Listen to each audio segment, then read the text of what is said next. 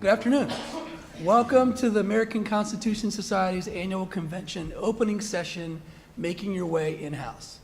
My name is Fernando Bohorquez. I'm a partner of BakerHostetler, and more importantly, like many of you, I'm a longtime fan and supporter of ACS. I want to start by thanking Jill Dash and her great team for putting together such a stellar and impressive and diverse set of panelists here today. In fact, it's probably the one thing that would keep me from the World Cup, #Colombia. So this is probably a good place for me to tell everyone that if you are so inclined, the hashtag for this convention and tweeting during the program is #ACS14. I'm very excited about today's panel for a lot of reasons, but I'll just give you two. One, for most of us, the practice of law is business. About 3/4 of all attorneys are either in small or large firms or solo practitioners. But there is a small but significant group of lawyers who have managed to become the client and make themselves in-house. And the great thing about today's panel is not only that you're going to hear about the many and varied ways that you can become in-house counsel, be it through government or through a law firm or even political office, but you're also going to hear about what it means to be an in-house lawyer. And that's very important because one of the lessons that you can learn early and often as an attorney, and for many of you, unfortunately, will become law firm associates, is that you want to know what matters to your client. It's a very important lesson. The other thing I really love about this panel is that even though for most lawyers the practice of law is business, for all of us in this room, the business of law is justice. That is why we're all here, isn't it? Because we all fundamentally believe in ACS's core mission, that the law is a tool to address the inequities and inequalities in our society. And the panelists that we have here today exemplify those in the private sector that leverage their influence and position to make significant contributions to our community. And I think that's also a great lesson to learn from all of us, that you can do good while doing well. So I'm going to stop talking, and after that long-winded framework, and just hand it over to our rock star panelists and start by asking each one of them to give a brief introduction as to who they are and how they got there, and then we'll kickstart the conversation. Michael, you want to start? Sure. Hi, everybody. I'm Mike Strautmanis. I work at the Walt Disney Company, where I'm vice president for corporate citizenship, which is what we call our philanthropy and corporate social responsibility work. Prior to that, I spent a little time a couple blocks away at the White House working for President Obama. Spent time in public policy here in Washington, D.C., working in the Senate and the House and on K Street, and spent a few years in Chicago practicing at a law firm. I grew up in Chicago, and although some folks are focused on Colombia and the World Cup, I'm paying attention to that. I still feel like after a really bad century, this is the Cubs' century. So I'm waiting for, I just don't want to miss it. Go ahead. Hi, everybody. I'm Martys Mazzone. I'm a Senior Vice President and Deputy General Counsel at Fidelity Investments. It's a large financial services institution. And I had a very long and winding road to get here, probably unexpected, but maybe hopeful for those in the room. I started out in juvenile justice policy, child welfare policy, and worked at Special Olympics International for many, many years, and went to law school at night, actually. And fell into corporate law and fell into this fantastic company, Fidelity, by I guess I would say sort of a process of exhaustion and luck and taking every opportunity that came along. I had fully intended to go to law school but continue to work in child welfare, and I was so exhausted by the time I finished working full-time and going to law school at night that when a law firm, Latham & Watkins in Washington, offered me a summer associateship, I just took it and I said, well, why not? I'll do this. I'll make a little money. I'll get myself out of debt a little bit. And I loved it. I absolutely loved it. And so that sort of set me off on a different path. And but then the other part of the luck, so that was the exhaustion part. And then luck came into play when I well, I guess it wasn't really luck. I guess it was resignation and luck. I decided that I had been managing. I'd worked in politics. I'd worked in various agencies. I'd managed budgets, and so when I went to a law firm, I was already 10 years older than most of my classmates, and I also am 6 feet tall, and that tends to make people put me in charge of things. It has since I was 6, and it still does. And so I was running lots of teams of associates early on in my career, and that meant that I was doing lots of discovery. And I was indeed crawling through warehouses full of documents and things, but it happened to be the point in time in which documents became electronic documents and e-discovery became an entire practice. And so I was a very, very early e-discovery practitioner. And I sort of, at some point, finally reluctantly said, I guess I'm not going to be writing briefs to the Supreme Court. I guess I'm going to be doing e-discovery. And I kind of accepted that and said, okay, so I'm good at e-discovery. Not what I planned in my life, but what the heck, make the most of it. I did a lot of speaking about it. Fidelity, as many, many corporations were suffering at the time major pain from discovery costs, and were desperately looking for somebody to get a handle. So, they could find a lawyer to write a brief to the Supreme Court, within a stone's throw of their offices. They could find 10 of those lawyers. They could not find many lawyers who really knew a thing about discovery. So that was another lesson learned, and I'll stop there. Thank you, Marty. Lisa? Thanks. I'm Lisa Brown, and I'm Vice President and General Counsel of Georgetown University. And I've had a equally convoluted, peripatetic something route to my current job.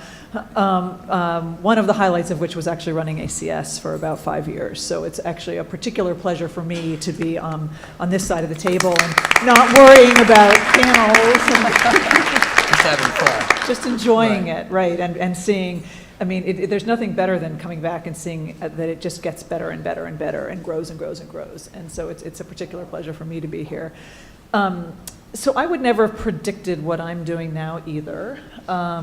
Started at a law firm. Well, I did a clerkship, public interest fellowship, came back to DC and joined a law firm. Big decision for me actually about whether I was going to go into public interest work or join a law firm. And I'm a firm believer in all these stages that and decisions are very personal ones. And for me, it was the right decision to go to a firm to have some really good mentoring. And I did a ton of pro bono work while I was there to show that you really can do both. I mean, there's a real benefit to firms with some money behind it and the good that you can do there. And since then, I've had a wonderful, I guess what I would describe as a typical Washington practice of being in and out of the government. So I went to the Justice Department, to the Office of Legal Counsel, then went to the White House with Vice President Gore as deputy counsel and then counsel. Was summarily kicked out of office, lost my job with what worked, which is actually fascinating, but on the Gore v. Bush case. And then came to ACS, and then went back in, worked on the transition for the Obama administration, and then was back in the White House working with Mike for the first term of the administration. And then I should say, when I was counsel to Gore, I loved the job. I realized that for me, in-house counsel it's really a wonderful role in terms of helping and I'm sure we're going to get a lot more into this, but if you believe in the entity that you're representing and you want to help them grow and you want to advise them, it's a really multifaceted job. And so actually thought about going in-house when I left the government at that point. And ended up at ACS. But then when a headhunter called when I was in the White House and said, would you be interested in this? And I thought, I do like that. I like that job. And then I'm a Washingtonian, native Washingtonian. And so to work for an institution that is also such a part of Washington is really wonderful. So that's how I got here. And more to come. Terrance? I'll get my World Cup part out of the way now. Hashtag Netherlands, go Orange. Oh, yeah. Just saying. I started it, so I should expect it. Go ahead, Terrance. And since I'm at the end of the table, I get to go last, so I could say that. I made my way, I'm Terrance Carroll. I'm Associate General Counsel and Assistant Corporate Secretary at SEL Health. And my job there is I'm the chief corporate lawyer for the healthcare system. We're a moderately large healthcare system, and I run all of our corporate acquisitions, all our day-to-day corporate and business transactions, and oversee work groups related to strategic corporate and business initiatives. And then I'm responsible for governance, which is the sexy part of being an in-house lawyer. It really is. People sleep on corporate governance, but it's what makes the corporation go round and round and round and keeps you from being sued and protects the corporation from having, when you're like us and you have a boatload or a plethora of subsidiaries, how you set those things up, make sure that you don't have the corporate veil pierced at any point. So I do say that's the sexy part of being in-house. Like everyone else here, it seems like I served in government for a period of time. I spent 8 years in the Colorado General Assembly, where I finished my time as the Speaker of the House for the Colorado House of Representatives. And during that time, I also continued to practice law and big law. I was at Greenberg Traurig for 7 years, and I was at a smaller Denver-based firm for 2 years, where I started out as a litigator for my first 2 years, and then I transitioned myself into transactional work, because I learned that the transactional lawyers got to sleep at night, and I didn't have to pull all-nighters writing briefs or anything like that. I'm like, hey, I can do with this. Write a resolution here, write a resolution there, and do some transactional work, and my practice quickly evolved into doing deal work and transactional work for highly regulated companies, which is how I ended up in a healthcare system.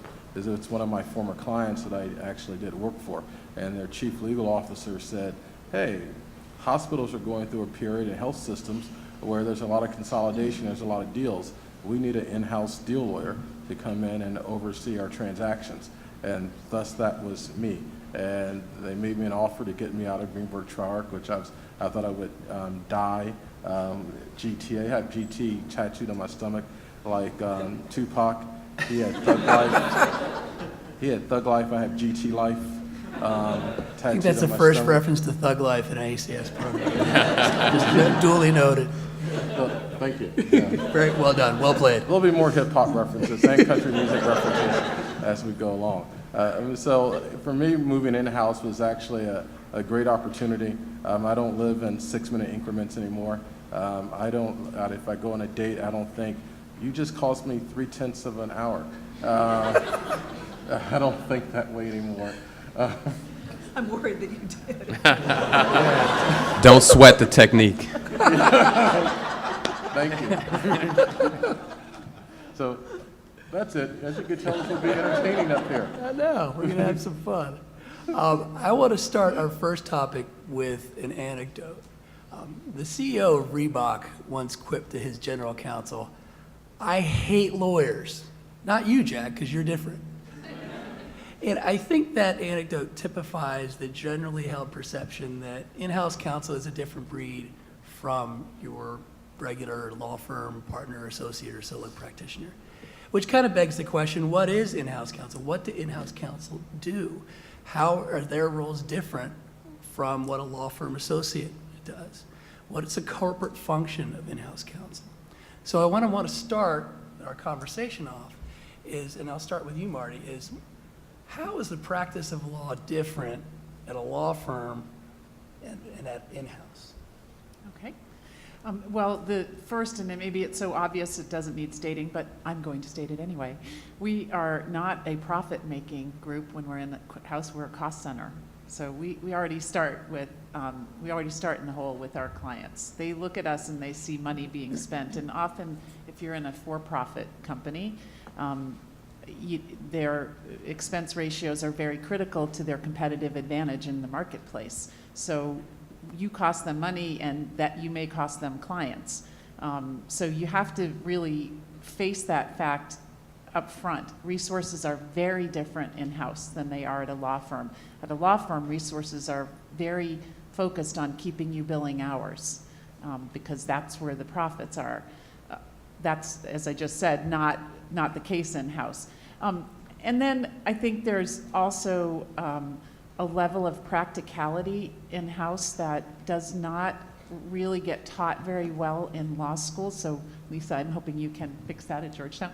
But it doesn't really get taught very well in law schools. You're very focused on very intellectual issues, analysis, the law. But there's a level of practicality in-house that really you need to be able to be on the same level with your client, thinking about what's right for the company. They're not all that interested in the Supreme Court ruling in Alice. They want to know what that means, if they're going to get sued by patent trolls on their website as a result, or what's going to happen, right? They want to know how it impacts their business. And also, they want to know it in a much shorter amount of time than you're used to taking to give them that information. And so, you know, you have to have presentation skills, and if you don't have them, you have to get them. So there's a lot of things that are different. Overall, though, fundamentally, you should be doing those things even if you're outside counsel. You should be thinking practically and like your counsel if you're outside counsel. And you should be very aware of costs and practical issues and the actual pain points of your client, even when you're outside counsel. So although I'll tell you one thing. When I was in law firms, I wanted more client contact. Now that I have nonstop client contact, I realize it's highly overrated.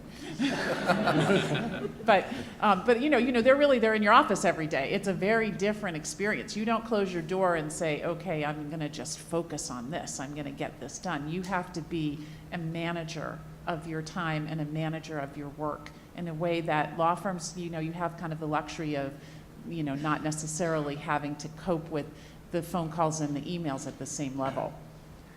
Go ahead, Lisa. Just say, one of the things that I learned, I think this is true for any lawyer, but sometimes it's easier to learn it in-house, was first when I was working with Vice President Gore, but was when somebody comes in with an issue, is you don't just say, no, you can't do that.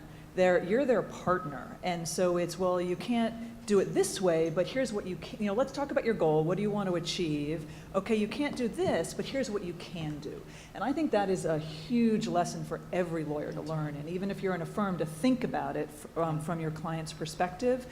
And because the other thing I would add would be, we have to live these decisions. So if somebody from a law firm says, you know, gives you some intellectual answer, you have to think about how you implement it. What does this mean in my environment? And so it's going to be different for different clients, but it's part of the fun of it. But it also, I was joking with Mike that, you know, there's nothing like, you know, changing seats for where you sit is where you stand, because I'm now in the process of implementing the ACA. And I'm like, are you kidding me? Come on. You know, Who did this? they did that? Who did And then not the whole thing. The whole thing is very good, but there's certain provisions. But as a lawyer, even on the outside, to really think about, what does this mean for my client? And to try to think from their perspective, to your point about practical, on a very practical level. And then the other thing that I would add, which is really a part of the fun part of the job, is you're helping to run the institution, and it's that you end up getting much more involved in business decisions and strategic decisions, and it's in many ways it's much more than being a lawyer sometimes, which is another part that's just really fun. And I would just to play off on that a little bit, I mean, there is a danger there too. You can get co-opted a little bit. I mean, you still have an obligation to your well, first of all, to your profession and to the, you know, the oaths that you took, but also, you know, you still have to maintain some level of independence. You do have to know how to say no to your client. And that's really much harder in-house, I think, for the very reasons that Lisa is raising. And a tricky thing, it might be true with Terrance, I'm not sure, probably true with Lisa, certainly at a place like Fidelity, where we have many, many lines of business, is often the in-house lawyer forgets who the actual client is. Well, that's overstating it. I would say that it's hard to remember that the client is the company overall, you know, in our case, FMR LLC. So they work very closely with a particular line of business, or maybe one of your lawyers works with the medical school or works with the law school or something, and they start to think of that person as their client, or that school or that unit as their client. and sometimes that person as their client. And of course, these are not your clients as corporate counsel. And that can be, you can lose your independence a little bit, and you can become, you have to maintain a big picture as corporate counsel to protect against that independence, to protect against losing that It's independence. interesting at a university because academic institutions tend to have very siloed Right. pieces to them. Right. And in fact, one of the roles of the GC's office is actually to try to, is one of the few parts of the university that does think institutionally, and to try to get other parts of the institution to think more than about their little piece. And we do have that issue in healthcare, because it is siloed. And for instance, in healthcare, you normally have what are called regional operational counsel, who are responsible for a certain segment of a region or something like that, or a group of hospitals or service line. And there is a tendency with those lawyers to really become really connected with this hospital or this service line. And one of my roles in our system, along with our chief legal officer, is to really say, no, we have system-wide initiatives.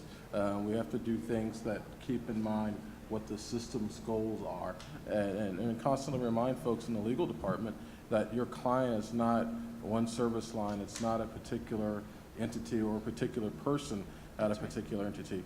Ultimately, we're responsible to the board of directors of the corporation to ensure that we provide legal advice that's in the best interest of the corporation. And one of the ways that you do that in-house is that you actually have to have fairly good business acumen. You have to know your business inside and out. And that also counts when you're actually in private practice, especially when you're doing transactional work. Even if it's over various different industries, you still should know in a very deep manner how that industry works and how that business works, and more than just the buzzwords. You don't have to be an expert in the industry, but you should have a deep knowledge of the industry and a broad knowledge of the industry so that you can provide advice that makes sense within that industry sector. There's nothing worse than having a lawyer, it goes back to the intellectual conversation.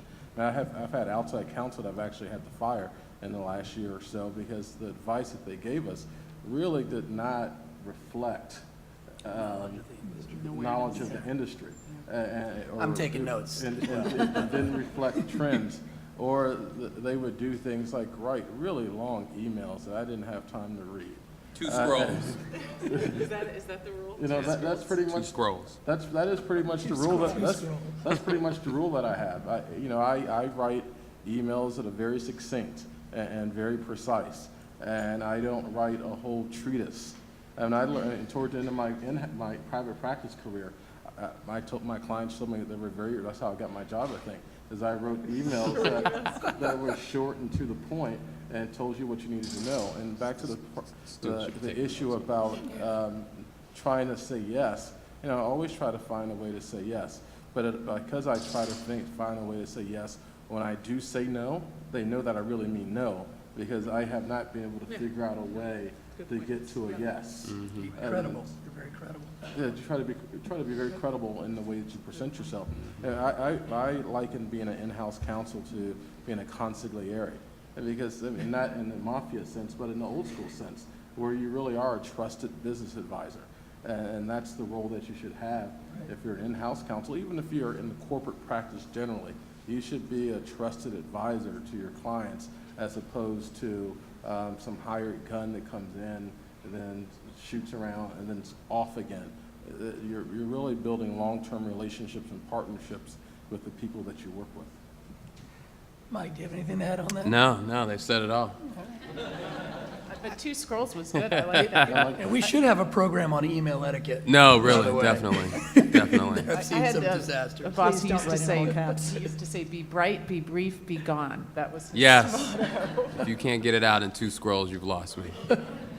Well, what are the kind of things that students and young lawyers should be doing now if they want to go in-house? Like, should they be taking business classes, for instance? What kind of classes should be doing in law school, internships? I want to throw that out. Mike, we'll start with you. I think that I've had as many people have, I've also had a path that has led me in a lot of different directions.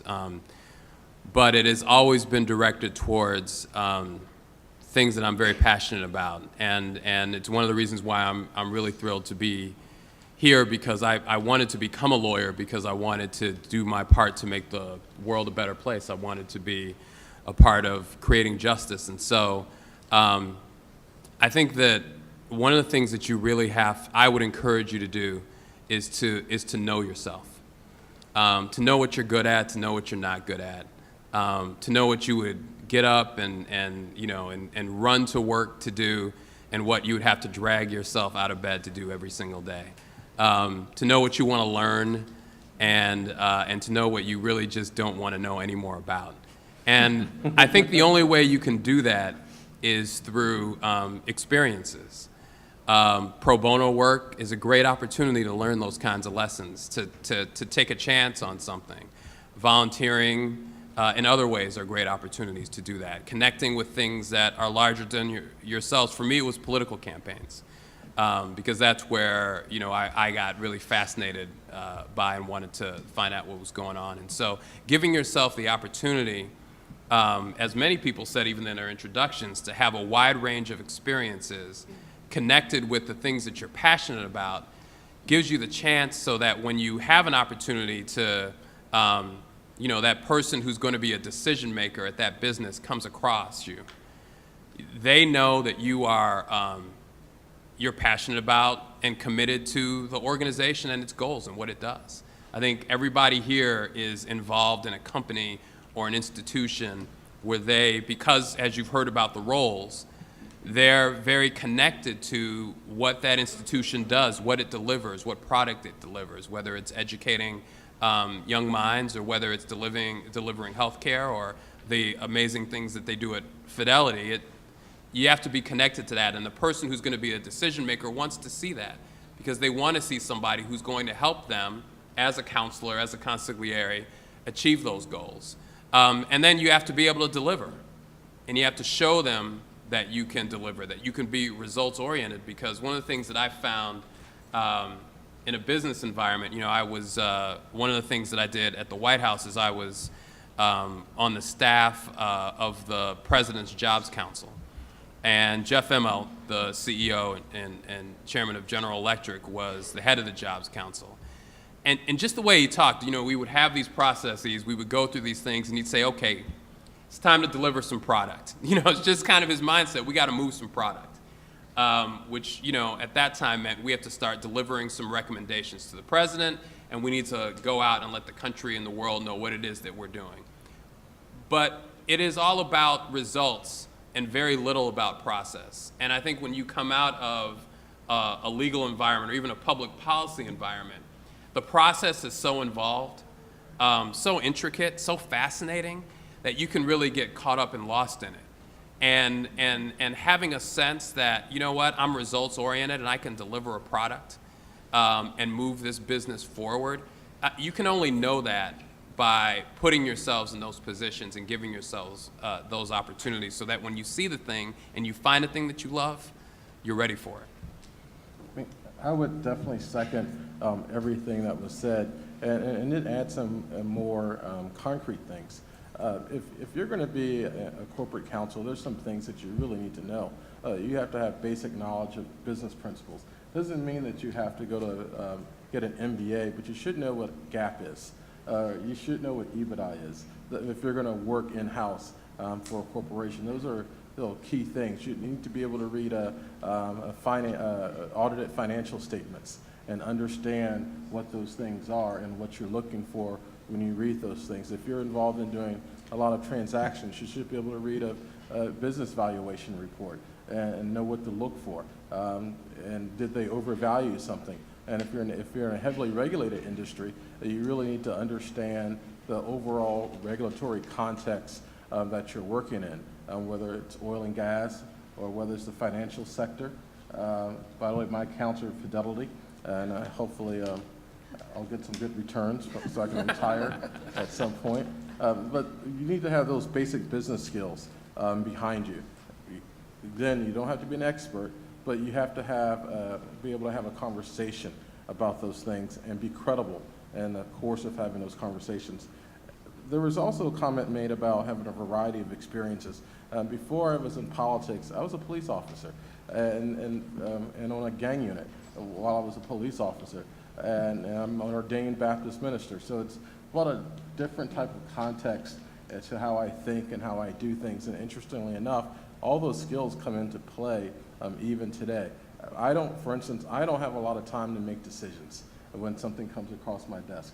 I have to be able to look at it, triage it, figure out if it needs to go somewhere else. Do I need to go to outside counsel? I don't have time to sit around and ruminate all day, because the more I ruminate, the more money we lose, or there's an opportunity cost that comes along with me ruminating too much. I mean, doesn't mean I don't give any thought to what I do. It just means that you have to learn to think quicker, think more nimbly, and think in a more flexible manner, which is not often a luxury that you have when, in fact, I don't think they teach that in law school at all. And to tell you the truth, a lot of you probably go to firms first, because generally you don't end up in-house right away. When I look at a bill that comes from a law firm, an invoice, one of the things that I look at is, really, you had 5 people in a meeting for this? Seriously? Is this what you did? Or you spent 7 hours looking at the Corporate Practice of Medicine Act in Montana when Montana doesn't really have one? Come on.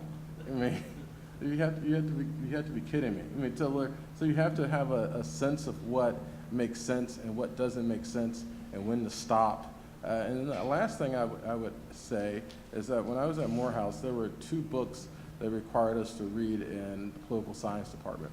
One was Sun Tzu, The Art of War, and the other one was Machiavelli, The Prince. I would read both of those, and I frequently quote The Art of War when I'm in meetings, along with George Strait and Tupac and Biggie Smalls. But those All are the classics. all the classics, or I quote Othello in his last oration upon being found after he murdered Desdemona. I do that as well. Never mind, I'm not going to go there. But there's some things that you can do now. And if you know what industry you're interested in, dig deep now and learn that industry and prepare yourself to work in that industry. And I will say this final thing: Baptist preachers always close 3 times. I try to avoid that. But if you're going to be a good in-house counsel, a very good in-house counsel, you really need to be. You can come from a litigation background, and that works as well. But if you're a corporate person, you really need to be a strong corporate generalist. It's okay to be an expert in antitrust or an expert in HSR or anything like that. But really, you should be a strong corporate generalist and have a good idea of the broad breadth of corporate law if you're going to be on my side of the ledger in the in-house world. Yeah, I was going to say, and I think some of this depends upon the industry that you're working in. Yes. But one thing, given all of the focus these days that I understand in firms about specializing, I think that at least for to be general counsel of an institution, the thing that in fact served me best is that I was a generalist. I was a litigator, and then I got tired of fighting, so I went and did transactional work. But it turns out that it means that very little will completely surprise me. I've seen, even if I haven't seen this particular type of contract, I've seen a contract before. I've dealt with, and so to the extent, which I think everybody's saying in slightly different ways, really do try to get some broad experience, because I think it makes you better at when you've seen more things, at whatever it is you're doing. And having, certainly if you're going to go into a more generalist, general counsel type role, it really does make a difference. Building on Michael's learning, sort of focus, who are you and what are you passionate about? Take a risk every once in a while, and it should be an educated risk. But I left my partnership at Shane Gardner to take a career job at the Justice Department. My partners thought I was absolutely out of my mind. 9 months later, I was in the White House. Now, could I have predicted that? Absolutely not. And which leads to my second major life lesson, which is whatever you're doing, do it as well as you possibly can, because you never know who's going to notice and is going to recommend you for something. But it's, what is it that you are excited about? Because we all work hard, and it's great when you love what you do, and when you want to be getting up in the morning and wanting to go do it and be challenged. Those are great. That's fantastic comments. I mean, it is funny because I didn't love e-discovery, but I loved working. I loved working hard and doing a good job at it, and it is what got me noticed by Counsel. I think I would just add to these fantastic comments that think hard about why you want to go in-house if that is your goal. I mean, it's just a job, right? So what is it about this job that it is interesting to you? I mean, it's a little odd actually as a goal if it's not based on an industry that you want to follow, but you just want to be in-house as opposed to being in a law firm. Is it because you don't want to keep time? Is it because you only want one client? I mean, that's a reason, right? You might say, I want to be part of one team. I think you said that earlier, Lisa, one team, one client. But there's lots of benefits to having lots of clients too in a law firm. So I would really investigate. I mean, I think there's maybe a bit of a myth in the law firms that it's an easier life and you switch pressures. You probably have, I would say it's fair to say you have a little more control over your schedule, which is always something that, you get to that point in your 30s and you've been practicing law for 10 years or whatever. Not me, I didn't start till I was 36, but most people. And you say, boy, I'd like to sleep a little bit more. And you sort of think you can do that in a in-house counsel job. I have not found my workload to be reduced. I have found it to be different. I do have more control over my schedule. I can come to ACS for the day and tell my clients they have to wait till tomorrow, which is hard to do when you're in a law firm.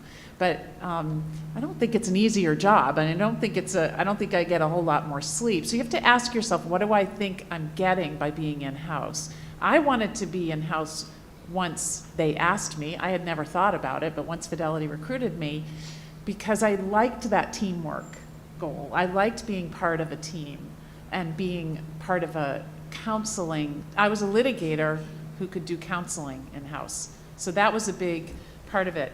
The other thing I would just say on a very sort of practical level is when you are working with in-house counsel, and I think Terrance was saying, I mean, he went in-house from a client. That's a very frequent way that people get recruited in-house or get an opportunity to go in-house. And I would say from in-house counsel, and be interested what my fellow panelists have to say, I want responsiveness from my outside counsel, so by that I don't mean I expect you to answer me at Saturday night at 10 o'clock. I mean that you're paying attention to the issues that I'm paying attention to. But I really don't want counsel to pretend that they know something that they don't know. That's a common mistake for junior lawyers, that they want to talk to you as if they know stuff and they don't know it. And that doesn't do anyone any good, and it makes people mad. And so, have humility when you're dealing. And I think actually law firms will teach you, don't ever let a client know you don't know something, or don't let a client know that you have any other clients. Things that aren't practical and that we really do, we know you don't know. People talk to me all the time about discovery because they read about it in a book. I mean, I crawled through warehouses for 10 years, and I don't need them to lecture me on discovery. I need them to help me with what I need done.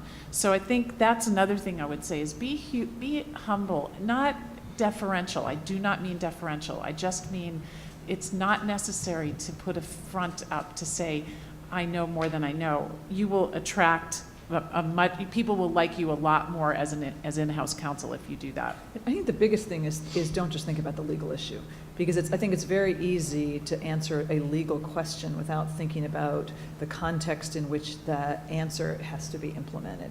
And so think about what it means to say this is what case law shows, or et cetera. What does that mean? What am I going to have to go do with that? Because that actually it can often influence what your answer is in some way. I have a fantastic example of that, and it was from a lawyer who was at a law firm that was already mentioned on this panel that I won't say any further. But and this was a guy. At me. Ooh, this is going to be good. Elimination. There aren't that many. Well, that's true. It was one of us. That's true. It's definitely not BakerHostetler. Well, it was just it so illustrates exactly what Lisa just said, because we were in we had a big lawsuit that was a business-to-business lawsuit filed against Fidelity, and that we were in the throes of figuring out, and the range was 10 years, and it involved hundreds of people, and we were trying to figure out what information needed to be preserved, and what evidence needed to be preserved. And one of the lawyers said, and not so junior, I believe he was a partner, said, well, you need to keep all your email backup tapes. And I said, that's 65,000 email backup tapes. And he said, well, and he quoted a case, Zubalake says, blah, blah, Zubalake to me. I'm like, okay, yeah, I've been doing e-discovery for 20 years, but you're going to quote Zubalake to me. So he quotes this case to me, and he says, and that says that you have to do it. And I said, well, actually, and I was actually in New York about to do a speech on e-discovery at the American Trial Lawyers. So, I was like, okay. I said, no, it actually doesn't stand for that, but blah, blah, blah, blah, blah. But the bottom line is, there's 65,000 tapes. And he said, well, it's my strong advice that you retain them, and that you, and I said, do you think I'm going to restore 65,000 backup tapes, which will result in, I don't know, 150 million emails? And he said, again, I strongly advise you. I mean, he actually sort of set himself up as an adversary to me in the conversation. He was not going to be caught not giving the right advice under the law as he saw it. And he so missed the point of the context of what you were saying. Like, what did he think I was going to do with these tapes if I preserved them? And did you think, it was absolutely thoughtless anyway, I thought it illustrates your point perfectly. Well, And it's a great story. Yeah, I want to continue. It is. 65,000 tapes. I want to continue riffing off of that because I think there are a lot of young associates in the audience. So the more concrete advice we've heard, responsiveness, being practical, some humility. Mike, you have anything else to add? Yeah, I went, as I said, I went into politics because I really enjoyed it. And I found myself working for somebody I knew really well as his counsel, Senator Obama.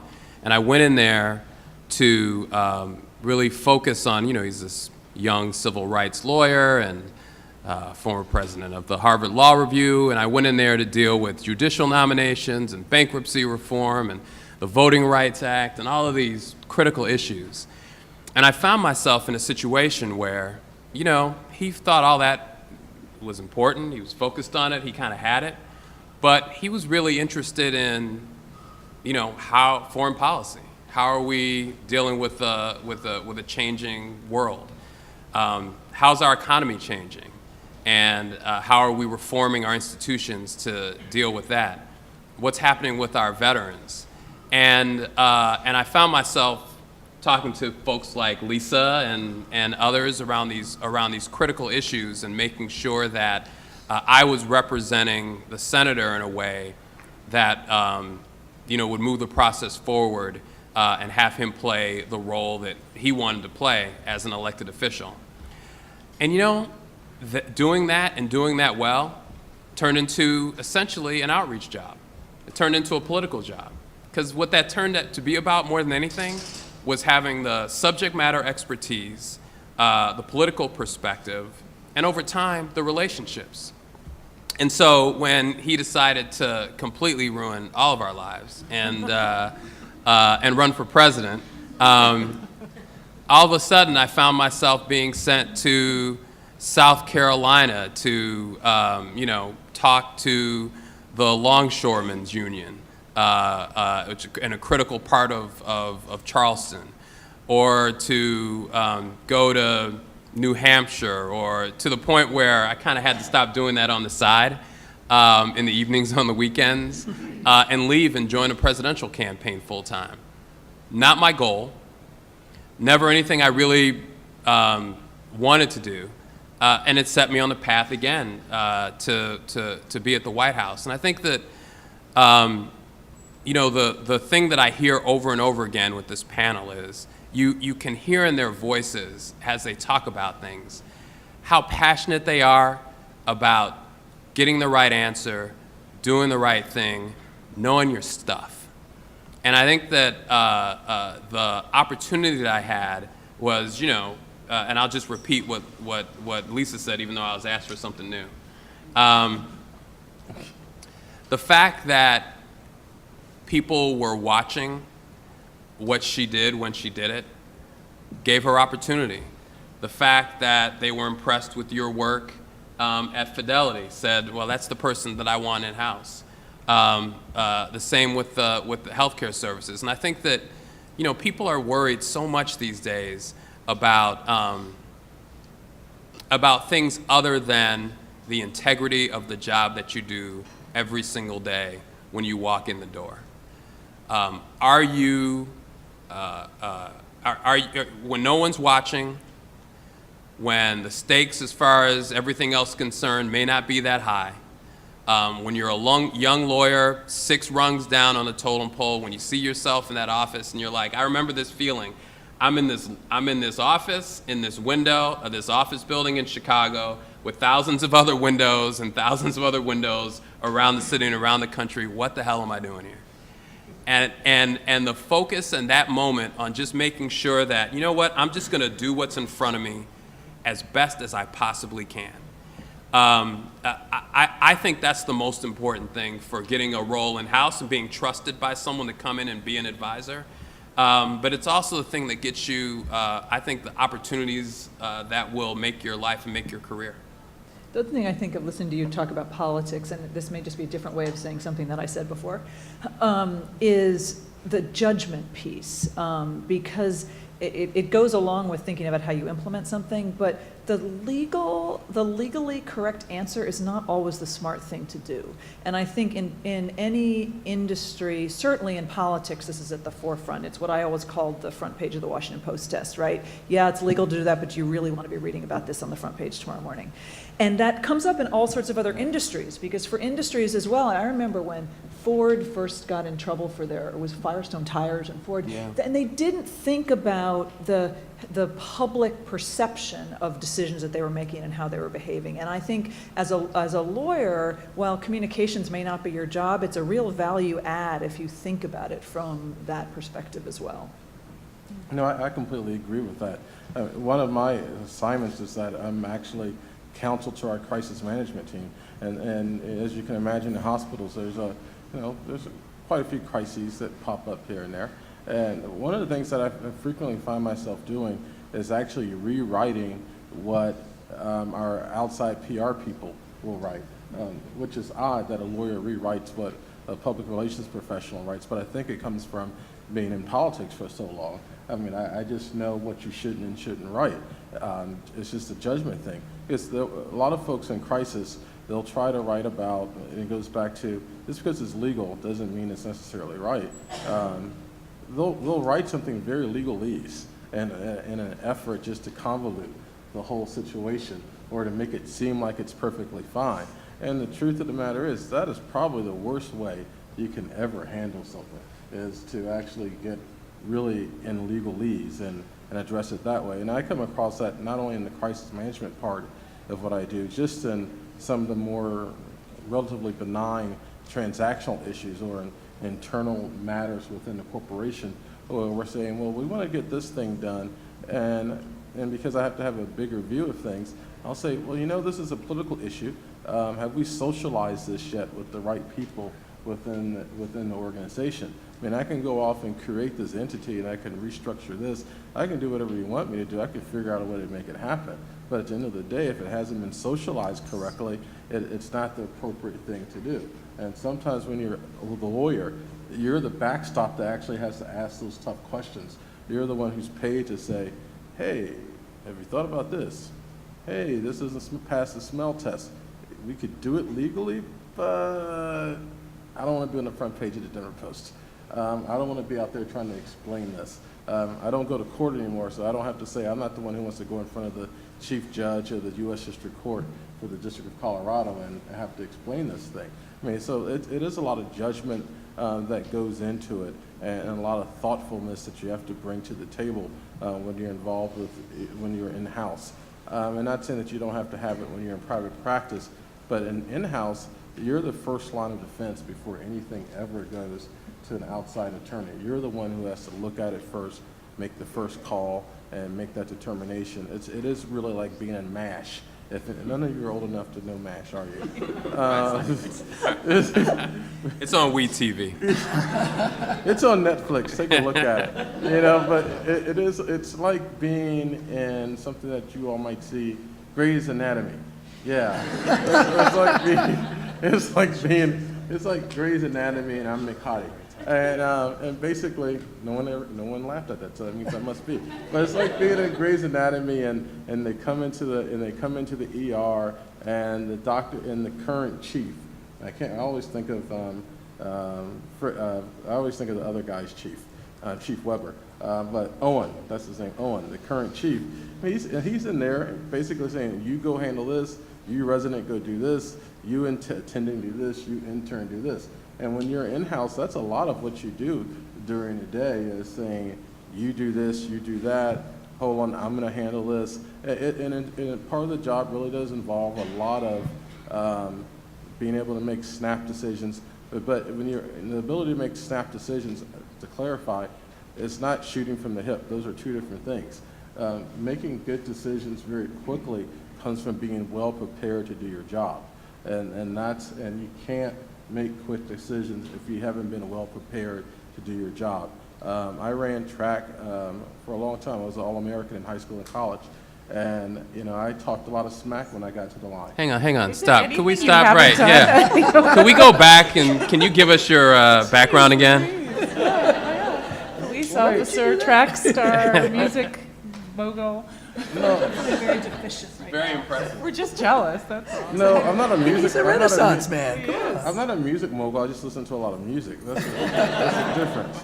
But you know, I used to get on the line, and when I ran the 200 and the 400, I would get on the line and say, "I don't know why you're here. I'm really going to beat your butt today." But I only could say that because I knew that I had spent the entire week, you know, vomiting, running hard 400s, just so I could run well on Saturday at a track meet. And so that's when I say you have to be well prepared if you think you're going to get up and make a decision very quickly and make a good decision. I want to shift And gears. there's a lot I haven't done, by the way. I haven't dated J-Lo yet. Yet, he says. We have a couple minutes left before we're going to hand it over to the audience. And one question I want to throw out to the panelists. Obviously, you're all civically engaged and devoted to public interest, and many of us are here too. How do you continue to do that when you go in-house? And how is it different from when you're at a law firm? Because in many ways, at a law firm, depending on the law firm, it's not that hard to do pro bono work if you have the right opportunities. But how does that play out in-house? You know, it's been actually really challenging for me. I'm used to being very active civically, very active politically, and I gravitated towards roles where it was easy for me to do that because I was associated with something that I deeply believed in, and so they wanted me out there to do that. I actually was a lobbyist for the trial lawyers for a few years, and so you know, coming inside of Disney, which is a place where, you know, obviously we spend a lot of time trying to make a lot of people very happy. But it you know, I'm not used to basically having two hats, where sometimes I put on my, you know, kind of Disney employee hat, and then sometimes I'm right, the ears, the ears. I do have the ears. They do say Big Straut in script on the back. And my oldest son, who's 20, is totally embarrassed every time I wear them. But, you know, when am I, you know, kind of representing myself and focusing, pursuing my own interest? I come from a background, you know, in politics where that's a fiction. You know, you are always, wherever you are, at any time, you're always representing the place and the person who you work for, and you just kind of carry that ethic with you. And so trying to figure out how to balance my civic responsibilities and to do it in different ways. I've, you know, joined a board of revitalizing the Los Angeles River, a project that has really captured my heart and my attention. The one thing I would say is that, and I think people will get into this, there is opportunity to do pro bono work, and there's opportunity to make a tremendous difference because, as was also said earlier, the resources are there. We have something, this is also going to be a little, you have to, I can't say this yet with a straight face. Among the things that we do in philanthropy is we run our volunteering work inside the company. It's actually called Volunteers, EARS. It's true, Disney Volunteers. We just gave our lawyers, that's how we roll. We just gave our lawyers the award for our lawyers, the award for volunteering because they've organized themselves to offer legal services to folks who are seeking adoption and putting themselves in that entire process. And because of the size and scope, I actually think the Walt Disney Company's legal department, if it were separate, would be one of the biggest law firms in Los Angeles, maybe the biggest. Because of the amount of attention and power and muscle and intellect that they can bring to that issue, they've helped thousands of families through a very difficult situation. And because folks can control their own schedule and do other things like that, they can actually go and make an impact. And so I'm finding, I'm in the middle of this transition, but I'm finding that in-house, if you go where the engine is, if you go where the power is, if you are connected to where you have an opportunity to make a difference and an impact that's connected and associated with the business, you can do a tremendous amount of good. Sounds like Disney is irresistible. Man. Wow. I can sing it if you want me to sing it. Oh, boy. Oh, well, look at the time. Oh, jeez. These We're running out of time. Am I? Okay. I'd like to hear from some of the other folks on that. Like, how's it different? Yeah, I mean, it's tricky. It's both easier and harder. Yeah, that's what it sounded like. It is nice. You can leave the office to go to a meeting, so you're not canceling all the time or not showing up. I also find that many of the boards I'm on have finally figured out that you have to have call-ins and you have to do things by phone. That between meetings at 6 o'clock when traffic's impossible and whatever, they've finally figured that out. So a lot of nonprofit boards are coming into the 21st century, and that's helpful. But so in some ways it's easier because you have maybe a little bit more control. In other ways, one issue for pro bono work is a lot of law departments don't they don't have malpractice, so they're very insurance, so they're very anxious about pro bono, and it's hard for people to kind of wrap their minds around it. I think most of the time it's not an issue, especially if you can organize, as we're doing at Fidelity, actual pro bono representation work through another nonprofit. Is that 30 seconds or 30 minutes? 30 minutes. Jeez. 30 seconds, it's like a debate. Yeah, exactly. And so that's one issue. I think it's solvable, actually. The other issue, and this is maybe just me, I don't know, at least I'll be interested to see what you think, but I'm in meetings all day long, all the time. I have 9 meetings a day, 10 meetings a day, and I don't want to go to a board meeting because all I do is go to meetings when I'm on these boards. So it's also hard to find the right role for you. Everybody wants you to be on their board. They have dollar signs in their eyes because they see Fidelity and they say, oh, she's going to be able to bring in money. Plus, Fidelity has lots of vendors, like law firms. So even if Fidelity can't bring in money, I will have influence over people who want to, this is the thinking. It's not the case. So a lot of times they want you to be on boards, and that can be actually fairly redundant, or it's kind of doesn't feel that much fun. But that said, it's often the place where I can have the most impact, and so I do it. I will say this, I do it. Sometimes I don't want to do it, and I'm out almost every single night at a board meeting or an event or somebody else's board's event or something, a fundraiser or something. I do it faithfully because I truly believe that's a role of lawyers in the community. I think it's our obligation, and I also, and we make a big difference when we do these things. So I really believe in it, and I make myself do it. And it has led to incredible friendships, incredible opportunities, and a much deeper connection to my legal community because I force myself to do it even when I'm tired and I'd rather be watching Grey's Anatomy. Lisa? Well, nobody's ever asked me to be on their board because they thought I was bringing any money. So I do think it's interesting being in a nonprofit, and because I have a very small legal office, it could fit into probably Mike's conference room, lawyer's conference room. There are now 7 lawyers, and they are so overworked. I mean, they love their jobs, but they work so hard that it's instead of it sort of going out to offer volunteer legal services, I think what most people end up doing, which is equally important, is they're serving on a school board. I'm on the board of the American University of Cairo. People do different things that are more, it's actually more board service, I think, than necessarily provision of legal services. And some of that, again, there is this malpractice issue. But it's done on a very personal level for what it is that people are passionate about. And I think the other thing is when you work for a nonprofit, your day job is you feel like you're giving back in a lot of ways as well. So there's room.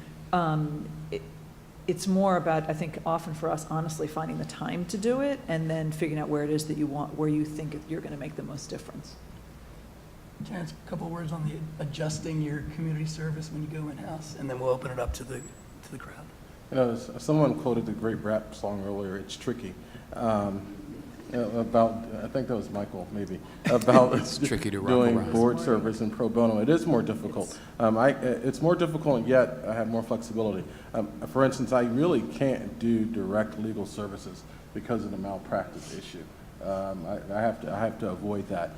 Prior to going in-house, though, I mostly did pro bono work for local voting rights groups around election reform and election issues, and actually even litigated cases in front of ALJs related to election law matters, just so I could still pretend to be a trial lawyer every so often.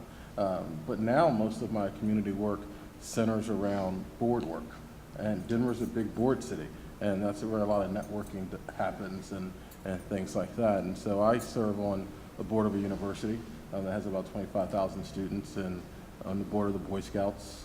I do that, and president of the Black Lawyers Bar at the same time, and we do a lot of community clinics. We'll go to local churches and actually do free clinics on drafting your will and things like that. Stuff that doesn't require, that's not a malpractice issue per se, where we just answer questions like that. One of our hospitals is the largest hospital in downtown Denver, and so I represent us on the board of the Downtown Denver Partnership.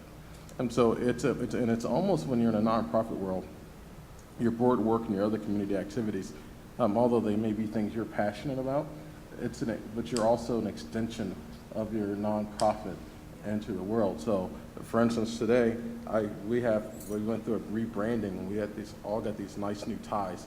At least those of us who are executives got these nice new ties. And it turned out it was not an ugly tie. So I decided to wear it today, since I knew this would be videoed, to show our new brand, because it's not like quite having ears, but I went a little more subdued today. Yeah. Got a little- And so there are lots of opportunities to be involved, and some people want you involved because, although we may not come with a lot of money or a big name, but I always joke that I think they want me because I'm the Pope's lawyer by extension. A couple rungs down. But I work for Catholic Healthcare, so that makes me the Pope's lawyer. Couple runs. Never mind. I'll leave it alone. We're the Pope Squad. That's what we're called. We're not the warriors. I had to consult a canon lawyer this week. Yeah. That's why Actually, Georgetown's a on Jesuit school. Jesuit school, so This is going in a lot of directions right now. there's a whole new area of law for some of you out there. You never thought about it. Is Georgetown stable patrimony? Property of the church? No, Oh, okay. So that's something. independent room. That's something you have to worry about when you work in a Catholic healthcare or Catholic organizations. You have to add canon law on top of civil law. Wow. Especially in the hospital Yeah. arena, that's where we're hitting it. So we're gonna open it up to the audience now. We have about 25 minutes left. There's a microphone right there. And if anyone wants to ask any questions, come right on up and form a line behind the microphone. I ask that you actually ask a question, not a statement. Try to keep them short, please. One question that I had, that it seems like a difference between working for a law firm and working in-house is that when you start at a law firm, you have mentors, you have more senior associates and partners who kind of show you the ropes. But if you're in-house, especially if it's a small department, how do you learn what you're doing and the important judgment calls? How do you figure that all out? I think a lot of times in-house, and at least in my world, and when I look at the job descriptions that people put out there, they're not looking for a lot of junior lawyers for in-house. If you're looking for a junior in-house position, it's normally a 5-year lawyer, or if it's a more senior position, they're looking 8 to 10 years. But when I understand some of the larger in-house departments, I'm not sure what Fidelity does, but some of the larger in-house departments actually are now starting to hire lawyers right out of law school, and they're creating those same type of mentorship programs that you would have in a law firm world. In my case, I didn't go in-house until after 8 or 9 years of practicing at a large law firm, but I still talk to my mentor at my law firm every day, the head of our corporate practice. I talk to him every day just because he's my mentor, and if there's something I haven't seen, I know he's seen it. He's been practicing for 40 years, and so I still have that benefit. That's where mentoring is so important, so that when you go into some place like an in-house, you can still have resources on the outside. I actually would say I work so closely with the lawyers in my office that they get constant mentoring in a hands-on way, because we're such a partnership that it's I cared about it when I was a partner in a law firm, and I tried to do, and I would do it, but in many ways it is really embedded every single day in the work that we're doing. Marty? Yeah, I think it's actually a really good question, because I'm thinking about it. I think Terrance earlier was talking about looking at law firm bills. I mean, we now in-house, we scrutinize bills and say, well, we're not paying for those first-year associates or second-year associates to learn, because that's not what we want to pay for. But how do people actually learn if that what you might have called an apprenticeship system at vast cost to the client, but an apprenticeship system is kind of starting to go away, or at least being challenged by some of the clients now. So I think it's a really good question. But then I guess I would say, Lisa, my experience at Fidelity is, and this has to do with not having to bill time, you do have much more ability to interact with your colleagues in-house. People aren't looking at their time, they're not looking at what they're billing and not billing. They're able to sit with you and spend time with you. And I have found in-house that ability, you're not being constrained by your billables, that people are, and lawyers in general, I think, good lawyers anyway, are very generous with their time, very responsive to that kind of mentoring. And maybe it is partly because they feel that they can. And I remember being in law firms and wanting to do more, but just feeling like I couldn't because there were only so many hours a day and I had to get some billables in. But I think it works out rather nicely in-house. We have a large legal department. I don't know how big Disney is, but ours is about maybe 150 lawyers and another 100 or so professionals. And I find that my colleagues are it's faster in responding to me or people who work for me than I could ever have hoped for in a law firm. So I think it works okay. If you're interested in these kinds of issues, politics creates a great opportunity for young lawyers. And if you can, and those jobs are rare, obviously, but being on a committee, being in an office of an elected official, because the teams are so small, and frankly the salaries are so small that they can usually only get young lawyers to go in there. You get a tremendous amount of opportunity. And I always felt like I always told folks who asked me about volunteering or participating in political campaigns, and in most campaigns, by the time you've shown up for the third meeting, you're going to be put in charge of something. They're just a scrappy environment where you can get the ability to learn from people who know what they're doing on the job. So I think the opportunities are there. It's just not built into the system in the way it's built in law firms. So you have to kind of find it. Next question. Especially on the policy-making side, you mentioned that you try to consider the wiseness of what you do, whether or not you're going to end up on the front page of the newspaper. So how do you make sure that you're carefully towing the line between providing effective advice and not trying to actually improperly steer the direction of a policy? I think you have to know why you're there. You know, in your policy-making position, you're there to make policy because you want to achieve an end. You want to achieve a goal. You want to, and, you know, for us at the White House, I always thought, you know, we are impacting people's lives, and, you know, I never wanted to go back home and have people disappointed with what I did. Or, you know, you could think, and some people think about, I also would, you know, think about, would my mother be proud of this?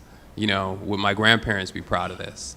And that gives you the kind of vision and the kind of North Star, wherever your North Star is, to be able to then translate that to the public appearance of whatever it is that you're doing. And then, frankly, you have to step back sometimes in policy-making positions and say, look, you know, this is the right thing to do. Whether it's interpreted or misinterpreted, whether it's attacked or applauded. You know, this is why we're here. This is why we came here. This is why, you know, I think there was before Bill Parcells was trying to motivate some football players, and he said, this is why you lift all them weights. And I would just say, you know, this is why you knocked on all them doors. This is why you went through all that, to get an opportunity to do this. And so there's a Washington Post test, which is, you know, are we going to be proud of what we see? If what we're doing today sees the light of day, are we going to be proud of that? Is it going to be okay? And there's a Washington Post test, which is, you know, is this the right thing to do? And if you can keep, and to me, that's why these in-house positions are so much fun if you really love what you're doing, because you're not just giving the advice, you know, and then moving on, right? You're a part of trying to actually implement and make happen what it is the institution is trying to achieve. And that gets you involved in such a broad set of issues and concerns that frankly may not have anything to do with the particular legal matter that is on the table, because you're a part of that team that's trying to accomplish that larger goal. And it just can be really a lot of fun. It's interesting, when I first said the Washington Post test, it was more about you can hew really close to the line if you want to, and it was more about, you know, okay, I can tell you this is legal, but is it really what you want to be doing? Because it would not reflect well on you personally or on the institution. I guess another piece of it is, and I completely agree with what Mike just said, there's a lot of it is about doing what you came into office to do and furthering, and what do you think is the right thing to do. You do then have to think about how are you going to communicate that, and how are you going to, in effect, to sell it. But that's a very important part of it, because you can get shot down if you don't think properly about actually how you're going to, once you've decided this is the right thing to do. And it goes to your point too about consulting, about, you know, whether it's in an institution or whether it's the country. If you don't do your due process and get input and get people engaged in it, if you come along and say this is the right thing to do, go forth and do it, your chance of success is next to nil. You can practice that in your student organizations. I would just add, just from a corporate perspective, is, and I'm not even sure if this is responsive to your question, but it came up thinking about what these folks are saying. You have to keep your own counsel too. This sort of front page of the Wall Street Journal is kind of a trope as well. It's, you know, people use it to make their points, to be over emphatic, and sometimes there's not a lot of actual risk underlying what is happening here. So a lot of it too is just, I think it's sort of a question of communication, as you're saying, Lisa, but it's also a question of listening and really understanding and keeping your own counsel about what is the issue here and what are the real risks here, despite how somebody else may have characterized the risk. I think it's quite difficult though, to find that balance between identifying something that's risky and yet being business-minded and trying to support the business. And I guess what I try to do in those circumstances is to identify the risks as clearly and as plain English as I possibly can, and to put dollar figures attached to those risks anytime I can, so that there's, real business case around what I think is going to happen, or what could happen. I try to put percentages on it. I did that as outside counsel, and I would do it as inside counsel. I really try to illuminate the risks as clearly as I can, and then the business person is fully equipped to make a better decision. This is one point, I was thinking about this earlier, that you do as in-house counsel. There are times when I will say, literally, either two things. One, here's the risk, but it's your decision. It's a business decision. You just need to understand what the risks are. And I'm not going to supplant that decision. That's not my decision. Or sometimes I'll say, I'm outside my lane, but here's what I think about this. Because I think you do, as a lawyer inside, you need to be careful about being clear when it's legal advice you're giving and when it is more generic advice, which they may welcome, but you have to want to be careful when you're communicating that. Yeah, that's one of the hardest parts of the job, actually, is trying to walk that fine line, because you are a business advisor and you're very much a part of the business team and the business decisions of what happens in the corporation. And so you can't shy away from, it may influence a decision. You just have to realize that, yeah, you are. Even when you lay out, these are all the risks, and these are risk in rank order. You know that the way that you rank and order those things, it's going to influence, even if you say, this is a business decision, you know that your rank order actually influences decision making, and you have to just be okay with that.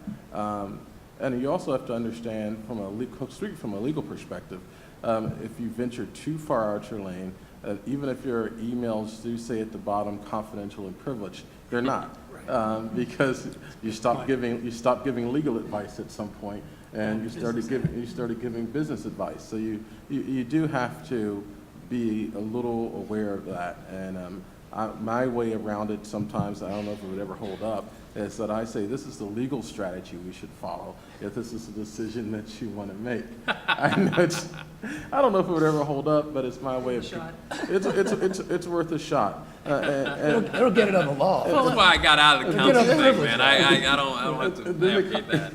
And then the comment was made about, is there a time when you can be too emphatic? And there is a time that you can be too emphatic. In fact, I was on a call yesterday with one of our outside counsel who was emphatic about something, and he threw out the biggest thing you could ever throw out in a Catholic institution: the Archbishop can excommunicate you. And he put that out there as a risk. And I'm sitting on the phone listening. I'm like, wow, that's a really far-fetched. Yeah, exactly. I mean, A little overstated. That's a little overstated, because if we do this, therefore, we can get excommunicated. Granted, it's a possibility, but on the list of possibilities, it's a pretty minute possibility. And so you sometimes ruin your own credibility as a lawyer, whether in-house or outside, if you're trying to influence a decision so much that you just throw out craziness. Leave that to the folks on the Hill,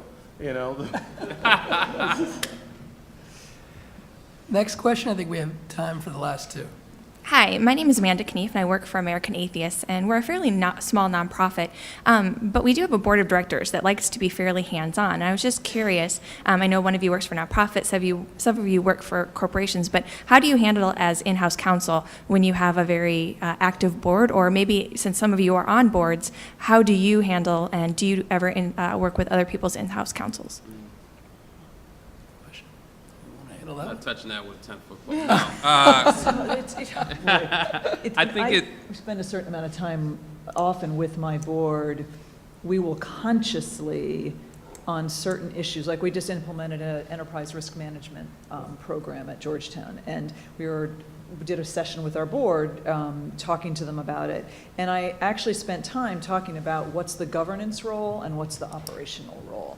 And But I also think there are times when we welcome our board members to play an even deeper role. And so there isn't one right answer to this. I mean, there are boards that I've been on where they want me involved in the programmatic stuff, and they don't want me to just be doing the governance. So you sort of have to figure out what the institution wants, and then honestly try to, get your board to that place.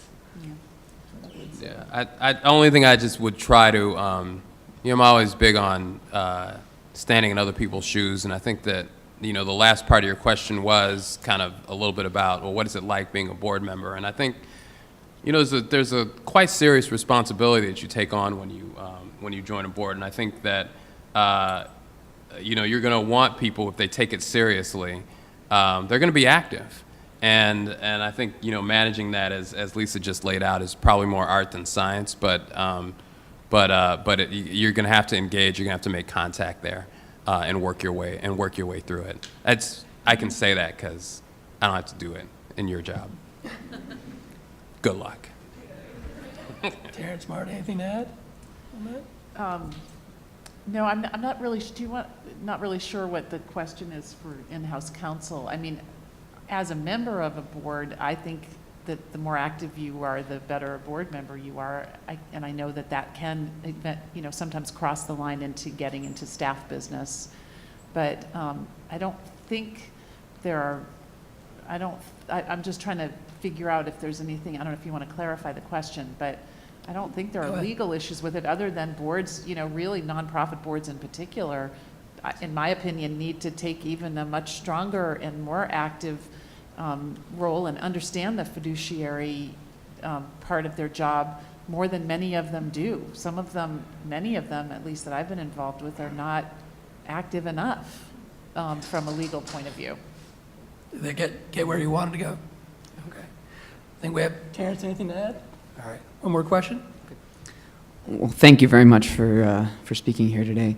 I was really intrigued to hear, I wasn't expecting to hear the background in politics for a panel on in-house counsel. And so what originally brought me to law school was the idea of being a generalist. And so I had worked in politics for a number of years, and then I went to law school and I said, I don't want to just do one type of thing. I like this idea of being a generalist. And so as maybe you all could comment, as you made this transition from a political life or maybe a public life into this idea of being in-house counsel, what were some of your motivations for wanting to go in that route? And how, as you're sort of creating your own career path, how did you merge those ideas into one? To tell you the truth, I wasn't never thinking about going in-house. I was perfectly fine with my nice little office at a big law firm. I mean, I was perfectly happy with that. But nevertheless, when the opportunity came around, I have not regretted it. I've been in-house for the last year. I have not regretted a single day of being in-house. And I think that my political background actually benefits what I do in-house. Especially, the last 2 years where, I was speaker and I couldn't live in the weeds, and I had to think big picture. I had to be able to see the entire forest. I couldn't become a policy wonk. I had to be able to move quickly with political wins or with issues that came up in the legislature. And the same thing comes in when you're in-house. You have to be there. I had to be a technician. I have to be a very good lawyer to do my job. But at the same time, my job demands more from me than being a really good technician. It requires me to be a really good big picture thinker and to see overall where the company's moving, what the strategic goals and priorities of the company is. Because if I don't know that, I can't make good decisions. And it's the same thing when you're in high level in politics. If you don't know the strategic direction of where you're trying to get to and how that and what that means, you're not going to be very good at being a policy leader. And the other part of it is that you learn skills about if you pay attention, if you're sincere about what you do in policy and politics, you learn how to work with others pretty well in the sandbox to come up with really good pragmatic solutions to any policy issue. And that's the same thing on the legal side. You learn how to work well with others to identify a good solution for a legal question. And I call it learning to play well with others in the sandbox. and understanding their needs and understanding their wants and being empathetic and compassionate with what their needs and their wants are, and trying to find a way to bring those two together. I call it Bill Clinton was great at that. And I think that's a skill set that, that you come with when you've played in the sandbox in politics very well, that you can take in-house of it, that comes in handy. Yeah, there are a few people that I think said to the president of Georgetown, Lisa, she's never been in higher ed before, she's not from Georgetown, she's not Catholic, what are you thinking here? And the truth is that there's what he realized, and it may be particularly true of higher ed, is that there's a lot of politics in it, and there's a lot of building constituencies and working across silos, and how do you actually, you have a mission, you have a goal, how are you going to actually get it done with input, et cetera. And so that in many ways, actually, there's a lot that it's not substantive knowledge, I guess, in that sense, but it's about how you get things done and how you work with people to get things done. And the other thing that I would say is, to the extent that you've loved politics because you're mission driven, depending on what you're passionate about, there's a lot, that you can really love what you're doing in-house, and you can actually satisfy that part of yourself quite considerably. Marty? Yeah, I was a campaign scheduler, and I was in that kind of politics. I was not at the senior levels that these folks are, but actually I'm intrigued by your intrigue, because it makes me think in a way that I hadn't thought before. But I think I am better. I think I do fit in better in the House because I did all of these other things. I think that I never thought about it that way, but it is a very narrow life to go from college to law school to a law firm. And you don't necessarily have as many opportunities to figure out what the world cares about, how to treat a secretary, how to build a relationship. I mean, there is something to be said for all of the things that we've all done that makes us better functioning within a corporation or an institution than perhaps the, somewhat, I guess, unique and, possibly perverse models of law firms, that the sort of the incentives are a little perverse. There's a lot about law firms that is great, but there's also, it's an extremely rigid, lockstep approach in many ways. And I think, the flexibilities, we were talking about that when we first started. I mean, the fluidity with, the way we've moved in between jobs and all probably does increase our ability to succeed in-house. I'd never thought about it that way, but I think you might be right about that.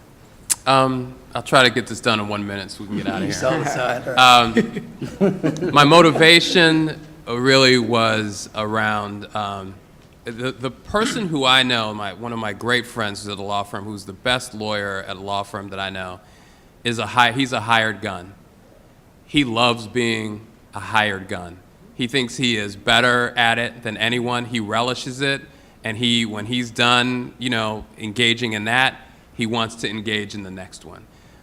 And that just has never really motivated me.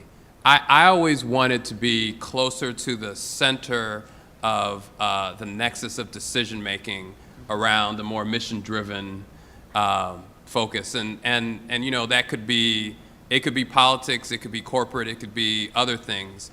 But I didn't want to be on the outside of that, brought in to solve that, win that, defeat that, take care of that. And so really what I've found is I've been motivated to really transition out of being an actual practicing attorney. Because today, I'm not with the legal department at Disney. I can take the legal perspective that I have and the judgment that I developed and the way it taught me to look through issues and in the way and that real knowledge, and apply it in what I think is a more broader effort that I think has motivated me out of actually being a day-to-day lawyer and into applying that as just a true generalist as an executive, not as an attorney. That was exactly 1 minute. I do want to say it has been a pleasure and a privilege to moderate this panel. I think I speak for everyone in this room that you guys were fantastic. And I know I learned a lot, and I hope you all did too. So let's give a big round of applause.